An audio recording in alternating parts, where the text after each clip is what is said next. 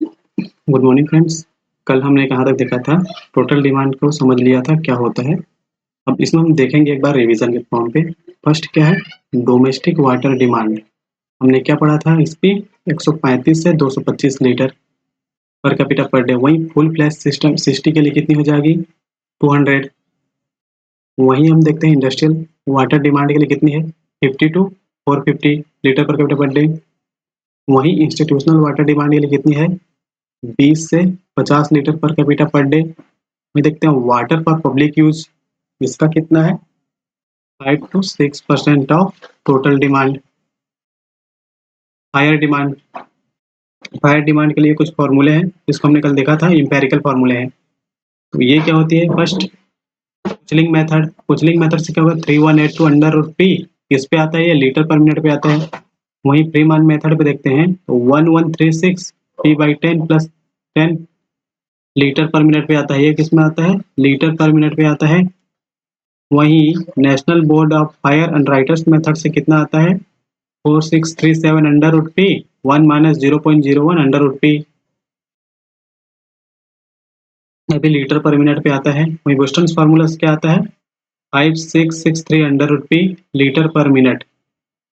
ये बहुत ही ज़्यादा इंपॉर्टेंट है, इसमें से कोई भी सीधा सीधा एग्जाम पे पूछ लेता है, इसको हमें याद रख लेना बहुत जरूरी है। या तो हमें फायर डिमांड पूछ सकते हैं, इस फॉर्मूले के अकॉर्डिंग कोई सा फॉर्मूला बोल देगा, इस मेथड से निकालो, तो हमें निकालना है।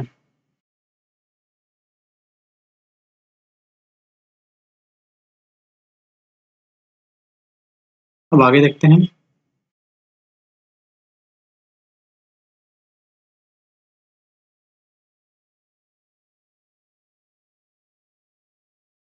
बोस्टन फार्मूला तक देख लिए थे। अब देखते हैं लास्ट, लॉसेस एंड थेफ्ट।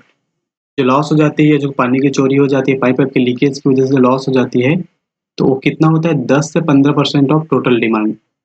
तो सबको ऐड करते हैं तो हमारा कितना होता है, टोटल डिमांड 250 से 350। इसको एवरेज कितना लेके चलते हैं, 335 लीटर का पर कैपिटा पर डे।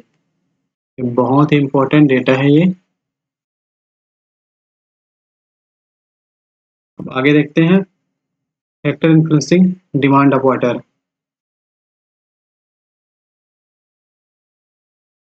जो फैक्टर्स हमारे डिमांड को इन्फ्लुएंस कर रहे हैं, उन सब के बारे में देख लेते हैं।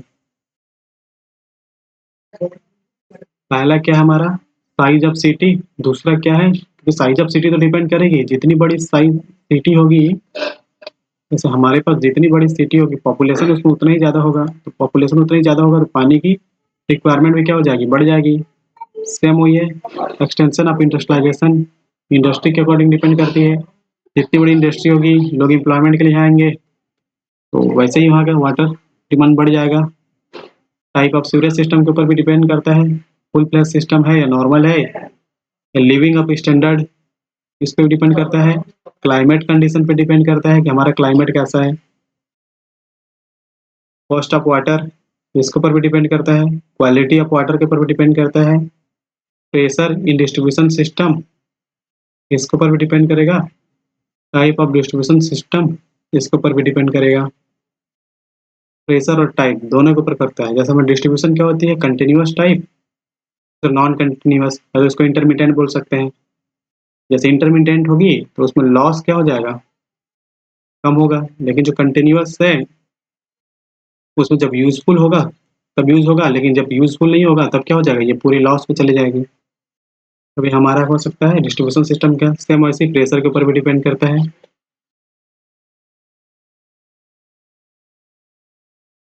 अब देखते हैं,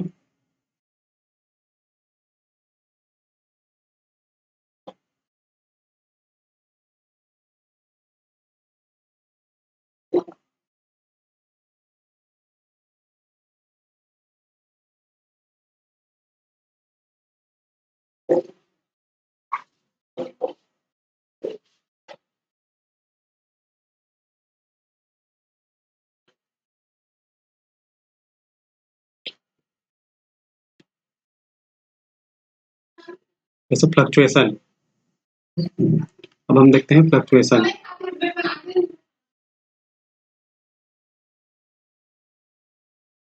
जैसे हमारा फ्लक्चुएशन क्या होती है? कोई हमारी एवरेज है, उससे कितना डिफर कर रही है, मतलब ये एवरेज से कितना ज़्यादा हो रही है या कितना कम हो रही है, यही होता है ना फ्लक्चुएशन। जैसे हमारा क्या है, एक कर्व दिया है, एक टाइम और एक discharge.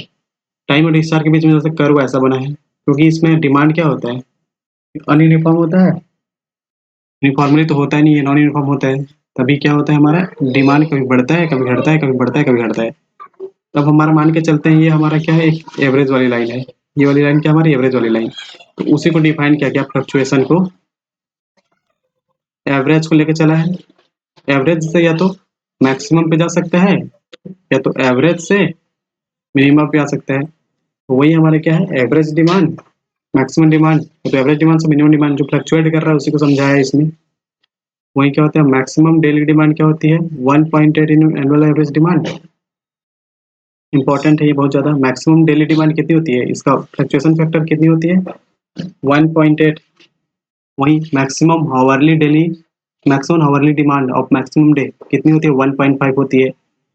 1.5 average hourly demand of maximum day होती है। अगर इसको हम कन्वर्ट करते हैं एनुअल एवरेज हावरली डिमांड पे, तो क्या हो जाएगी, 1.5 इंटू, जैसे इसको हम कन्वर्ट करते हैं मैक्सिमम डेली डिमांड को, यहाँ पर आवरली डिमांड और मैक्सिमम डे को कन्वर्ट करते हैं, तो maximum daily demand divided by 20 पर हो जाएगा यहाँ पर। और ये 1.5 इंटू कितनी हो जाएगी, इसका मैक्सिमम डेली डिमांड कितनी होती है, 1.8 इंटू एवरेज डेली डिमांड होती है, तो 1 इंटू 8 1.8 आ गया। तो दोनों को मल्टीप्लाई करेंगे 2.7, तो ये किस में कन्वर्ट हो गई, एनुअल एवरेज आवरली डिमांड पे कन्वर्ट हो गई। ये किसमें कन्वर्ट हो गई, एनुअल एवरेज आवरली डिमांड पे। यहाँ तक समझ में आया। अगर हमें कुछ नहीं दिया है, अगर हमें नहीं पता है कुछ, तो हम क्या करेंगे, गुडरिच फार्मूला यूज करेंगे। जैसे हमारा गुडरिच फार्मूला क्या बोलता है, परसेंटेज फ्लक्चुएशन, जो हमारा फ्लक्चुएट करती है परसेंटेज, तो maximum demand by average demand, ये क्या होगी, maximum demand by average demand, उसके अकॉर्डिंग लेके चला है फ्लक्चुएशन के अकॉर्डिंग। तो ये क्या होता है, 180 इंटू टी के पावर पे माइनस 0.1। तो हमारा टी क्या होती है, टाइम होती है, जो हमेशा एक दिन या एक दिन से हमेशा ज़्यादा होनी चाहिए।